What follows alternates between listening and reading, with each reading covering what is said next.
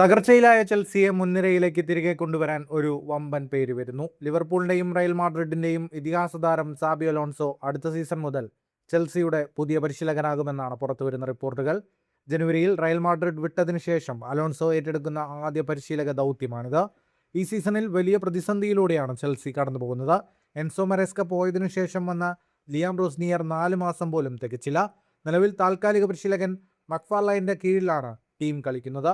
കഴിഞ്ഞ ദിവസം FA cup ഫൈനലിൽ മാഞ്ചസ്റ്റർ സിറ്റിയോട് പരാജയപ്പെട്ടതോടെ ചെൽസിയുടെ അടുത്ത സീസണിലെ യൂറോപ്യൻ യോഗ്യത സാധ്യതകൾ മങ്ങി.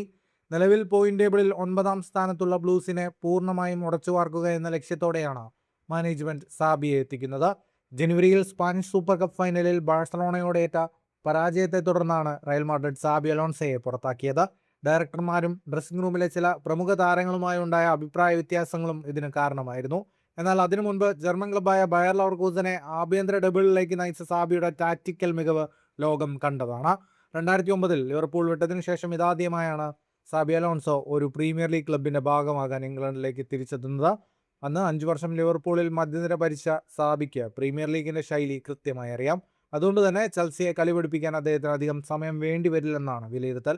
ഫുട്ബോൾ ലോകത്തെ കൂടുതൽ വാർത്തകൾക്കും വിശേഷങ്ങൾക്കുമായി സ്പോർട്സ് കഫേ സബ്സ്ക്രൈബ് ചെയ്യുക.